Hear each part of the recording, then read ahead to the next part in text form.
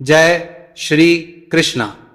आप सभी को कार्तिक शुक्ल देव उठनी एकादशी की ढेरों शुभकामनाएं।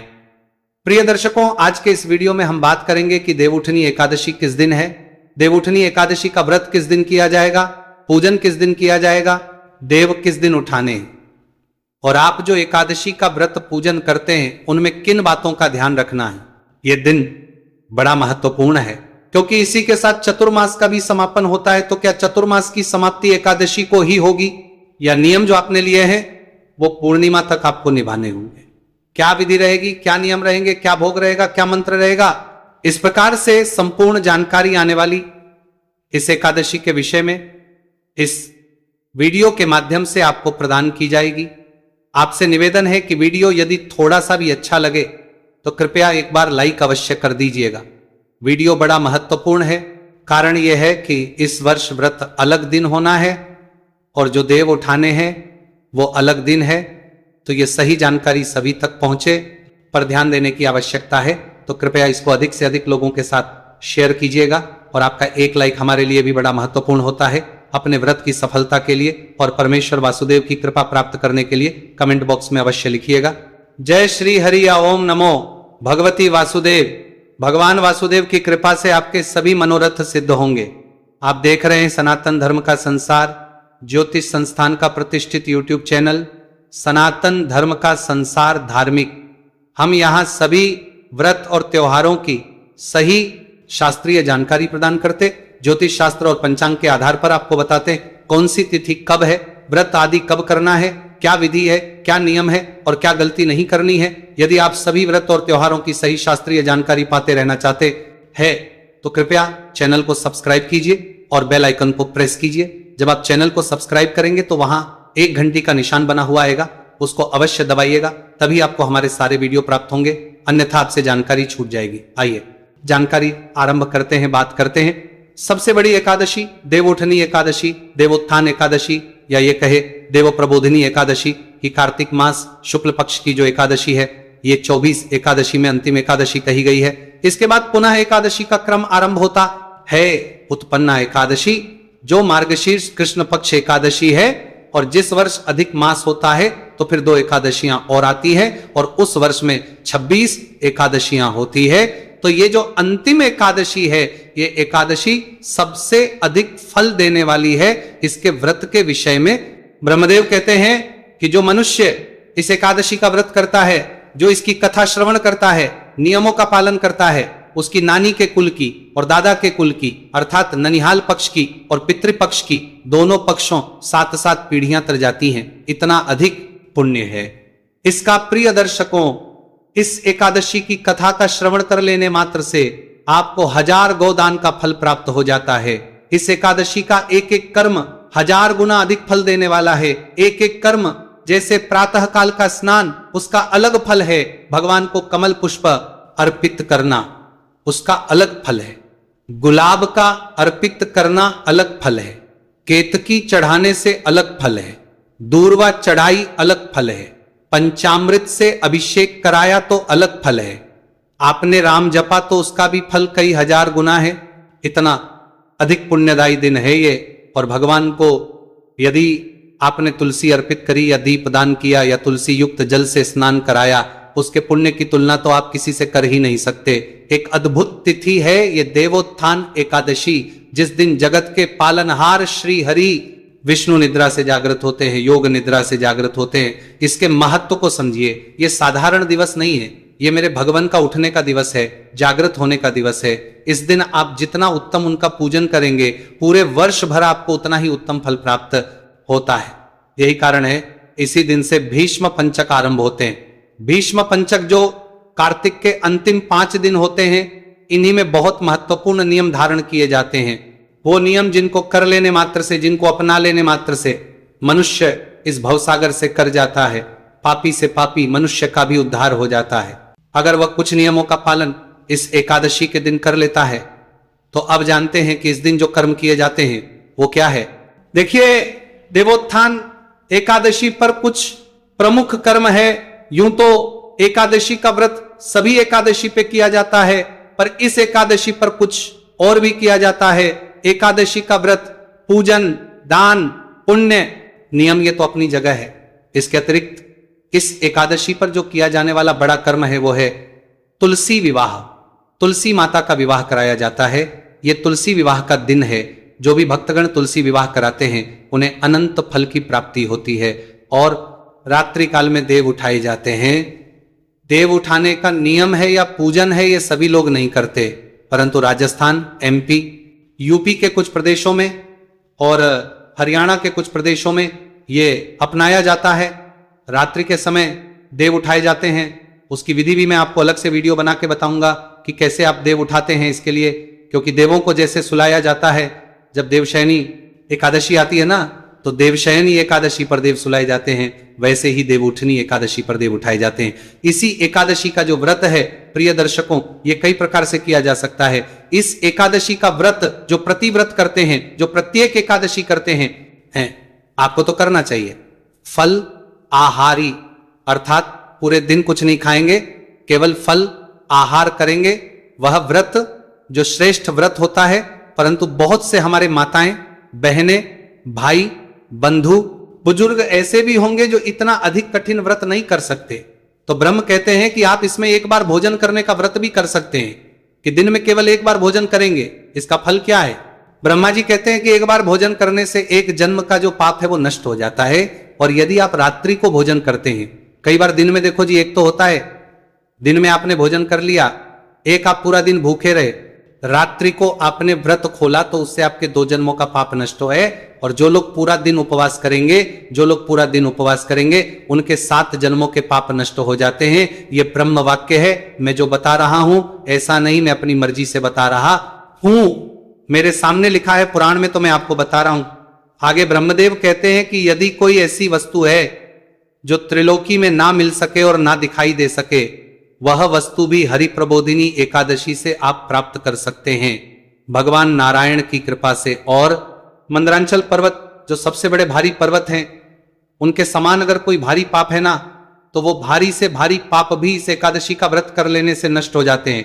कहते हैं ब्रह्मदेव कि यदि कोई मनुष्य केवल इस एकादशी के व्रत करने का संकल्प मात्र कर ले, केवल संकल्प कर ले, तो उसके ऐसे संकल्प करने से कि भाई मैं जब भी एकादशी आएगी, प्रत्येक एकादशी पर हरि प्रभुदेव उठनी एकादशी का व्रत करूंगा, ऐसा संकल्प कर लें, तो उसके संकल्प कर लेने मात्र से ही उसके 100 जन्मों के पापों का नाश हो जाता है। और जो रात्रि को जागरण करें, इस एकादशी पर जो रात्रि को जागरण करते हैं, उनकी 1000 पीढ़ियां स्वर्ग में जाती हैं। इतना अद्भुत फल है रात्रि को जागरण का। जो उनके पितृ कहीं नरक में होते हैं, उनको भी वहां से छुटकारा मिल जाता है, और छूटकर वो भी सुसज्जित होकर विष्णु लोक हो जाते हैं। तो ये अद्भुत फल कहा गया है। जो इस जन्म में व्रत करते हैं, वो इस जन्म में सभी सुखों को भोगते हैं, सभी सुखों को भोगते हैं, और सभी सुखों को भोग के अंत में परम धाम को प्राप्त करते हैं। तो इस प्रकार से इस एकादशी की महिमा कही गई है। आशा करता हूं कि आपको महिमा काफी हद तक समझ आ गई होगी। इसका प्रभाव बहुत अधिक है। देखिए, अगर मैं केवल महिमा की बात करूंगा तो पूरा 1-1.5 घंटे का वीडियो बन जाएगा। इतना कुछ लिखा है इस एकादशी के विषय में। मेरा इतना बताने का उद्देश्य केवल यह है कि आप इसके महत्व को समझे कि कितनी बड़ी एकादशी है। अब बात यह आती है जी कि आपने इसका व्रत करना कैसे है, व्रत करना कब है, और देव उठाने कब है। तो देखिए, ये जो एकादशी है ना, इस एकादशी के व्रत के नियम भी एक दिन पूर्व ही आरंभ हो जाते हैं। अर्थात 10वीं तिथि से ही इस एकादशी के नियम जो हैं वो शुरू हो जाएंगे। जिस दिन व्रत आपको बताया जाएगा, उसके एक दिन पहले ही आपने कुछ वस्तुओं का त्याग करना है। क्योंकि जब ब्रह्मदेव ने बताया कि भाई ये महिमा है, तो नारद जी ने कहा प्रभु महिमा तो बड़ी अद्भुत है। अब ये तो बताओ इसकी विधि क्या है, कैसे करना चाहिए। ये जो विधि है ये ब्रह्मदेव द्वारा कही गई है, जो मैं आपको बताने जा रहा हूं। ब्रह्मा जी कहने लगे कि ब्रह्म मुहूर्त में जब 2 घड़ी रात्रि रह जाए, अर्थात आपको 4 बजे उठ जाना है, तब उठकर शौच आदि से निवृत्त होकर दंत धावन आदि करें। शौच आदि से निवृत्त होइए, दंत धावन कीजिए। दंत धावन में विशेष ध्यान दीजिएगा कि यदि आप टूथपेस्ट या मंजन का प्रयोग करते हैं ना, तो जो मंजन और टूथपेस्ट है उनमें क्या केमिकल आ रहा है या नमक आ रहा है, और दोनों ही व्रत को, आंखें को खंडित करते हैं। तो अगर आपके पास व्रत वाला मंजन है तो वो प्रयोग कीजिए, नहीं है आपके पास तो कमेंट बॉक्स में लिख के पूछ लीजिएगा, हम आपको बता देंगे कि कहां से मिलेगा। या आपके पास जो हमारा व्हाट्सएप नंबर आ रहा होगा स्क्रीन पर दक्षिण आदि भेजने के लिए, उस पर आप मैसेज करके पूछ लीजिएगा, क्योंकि ये जो आप मंजन आदि करते हैं ये आपके व्रत को खंडित करते हैं, और व्रत तो आप करते ही रहते हैं, कहीं ना कहीं काम आएगा वो, तो आपको अवश्य ही मंगवा लेना चाहिए। तो दंत धावन आदि करके और स्नान कीजिए। स्नान अगर आप गंगा स्नान करते हैं तो महिमा बहुत अधिक बताई गई है। गंगा स्नान के लिए जा सके तो उत्तम है ना, जा सके तो घर पर ही जो जल है ना, जो आपकी बाल्टी में जल भरेंगे आप नहाने की बाल्टी में, उसमें पहले थोड़ा गंगा जल भरिए और फिर उसमें शुद्ध जल भर के उससे स्नान कर लीजिए। स्नान करने के बाद स्वच्छ वस्त्र धारण कीजिए। स्वच्छ वस्त्र धारण करके और अब आप व्रत संकल्प तथा पूजन आदि करेंगे। तो अब हम आगे बढ़े, पूजन आदि के बारे में बताएं। संक्षेप में आपको एक दिन पूर्व के नियम बता देते हैं। ब्रह्मदेव कहते हैं कि एक दिन पूर्व आपको एक वक्त आहार ग्रहण करना चाहिए। एक वक्त का आहार लें। रात्रिकाल को संभव है तो अन्न ग्रहण ना करें। मैं यही सलाह दूंगा, जो कर सकें वो करें, क्योंकि 2 दिन का व्रत एक साथ कठिन व्रत कर पाएंगे सभी, इसकी संभावना कम होती है। तो रात्रि को आप आहार लीजिए, क्योंकि सभी के या तो किसी की दवाइयां आदि चल रही है और अधिक भूखा रहना मुश्किल हो जाता है, किसी को हाइपरटेंसिव बीपी की परेशानी है, किसी को शुगर की परेशानी है, किसी को अन्य परेशानियां हैं। तो आप बेशक भोजन कीजिए 2 वक्त, लेकिन शुद्ध भोजन कीजिए, सात्विक भोजन कीजिए। और जो इस नियम का पालन कर पाए कि एक ही बार भोजन करने का नियम है तो बहुत उत्तम है, उसको करके देखिए। कांसे के पात्र का प्रयोग वर्जित बताया गया है। 10वीं तिथि को त्याग दीजिएगा, मसूर की दाल त्याग दीजिएगा, मूली और बैंगन त्याग दीजिएगा। इसके अतिरिक्त शहद का त्याग भी कहा गया। शहद भी आपको एकादशी अनुष्ठान में प्रयोग नहीं करना है। 10वीं तिथि एकादशी और द्वादशी को शहद का प्रयोग वर्जित है। इन सब वस्तुओं का त्याग करना है। जो लोग मदिरा पान करते हैं, मांसाहार करते हैं और एकादशी का व्रत करते हैं, तो उनको भी यह सब एक दिन पहले ही त्याग देना है। तदोपरांत आप नियम धारण करके फिर व्रत करेंगे। जो माताएं बहनें हैं सभी एक दिन पूर्व ही ब्रह्मचर्य धारण कर लेंगी। बाल आदि धो लीजिए। एकादशी को बहुत सारे प्रांतों में बाल धोने की मनाही होती, तो आप 10वीं तिथि को बाल धो लीजिए और ब्रह्मचर्य धारण कीजिए। ब्रह्मचर्य का नियम भी 3 दिन का रहेगा। इस प्रकार से 10वीं तिथि व्रत के एक दिन पूर्व का समय व्यतीत कीजिए। सामग्री आदि ले आइए पूजा की, और अगले दिन स्नान आदि से निवृत्त होके अब आप व्रत पूजन करेंगे। जो आपका पूजा का स्थान है ना, जहां आप बैठकर पूजन करते हैं, उस स्थान पर पूजा की सारी सामग्री एकत्र कीजिए। सामग्री के रूप में आपके पास क्या होना चाहिए? सामग्री में आपके पास होना चाहिए रौली, मोहली, लौंग, इलायची, धूप, दीप, नैवेद्य, पुष्प, पुष्प की माला, दूर्वा दल अवश्य ले लीजिएगा। दूर्वा, अगर आप कोई विशेष फूल अर्पित करना चाहते हैं, चाहे वो गुलाब का हो, चाहे वो कमल का हो, सभी पुष्प का अलग अलग फल है। मैंने एक वीडियो बनाया है कि किस पुष्प से क्या फल मिलेगा, वो वीडियो आप ध्यान से देख लीजिएगा। उसमें सभी पुष्प के फल मैंने बता दिए हैं कि कौन सा फूल चढ़ाने से आपको क्या फल मिलता है। तो वह पुष्प भगवान शालिग्राम का पूजन इस दिन विशेष महत्वपूर्ण रहेगा। अगर आप ला सके तो भगवान शालिग्राम का पूजन कीजिएगा। आप लड्डू, गोपाल स्वरूप और नारायण के किसी भी स्वरूप की स्थापना कर सकते हैं। स्थापित करने के लिए चौकरी, उस पर बिछाने के लिए पीला वस्त्र या लाल वस्त्र लीजिएगा।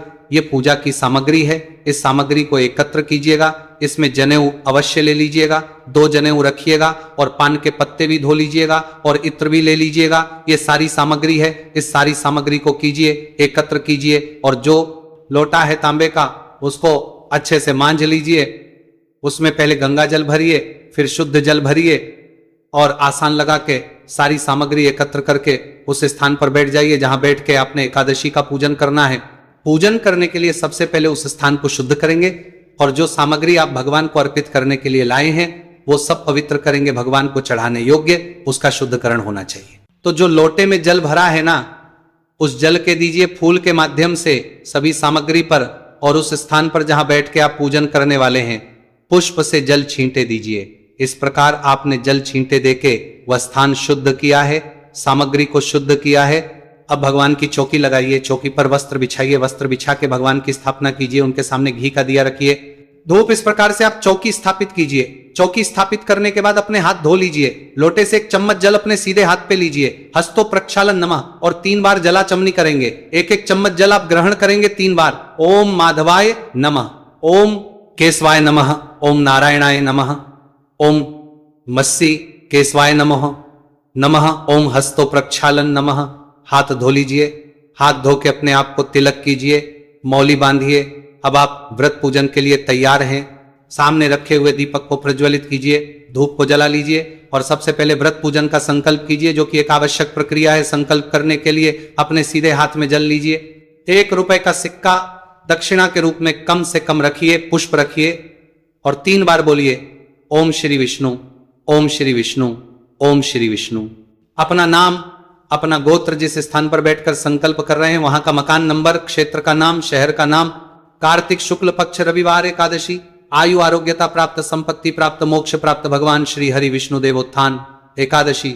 बोलिए 100 विष्णु और यह संकल्प भगवान के चरणों में अर्पित कर दीजिए। संकल्प आपने अवश्य करना है। अगर ऐसे ना कर पाए शास्त्रीय विधि से तो आप साधारण विधि से भी कर सकते हैं, जल लेके, और भगवान से प्रार्थना करें कि हे नारायण, आज के दिन मैं इस एकादशी का निर्जल रहकर या सजला रहकर अमुक पुण्य की प्राप्ति के लिए व्रत कर रही हूं या कर रहा हूं, इसको मैं सफलता पूर्वक कर पाऊं, इतनी मुझे शक्ति दीजिए और इसे स्वीकार कीजिए। इस प्रकार बोलते हुए भी संकल्प कर सकते हैं, पर संकल्प अवश्य कीजिएगा। संकल्प करने के बाद अब भगवान का पूजन करेंगे। सबसे पहले 5 पुष्प में लीजिए, भगवान को अर्पित कीजिए कि प्रभु हम आपका आवाहन करते हैं, आप आए। ये पुष्प हम आपको आसन के रूप में अर्पित कर रहे हैं, इनको आप स्वीकार करें और इस पर विराजमान हो भगवान का ध्यान करेंगे।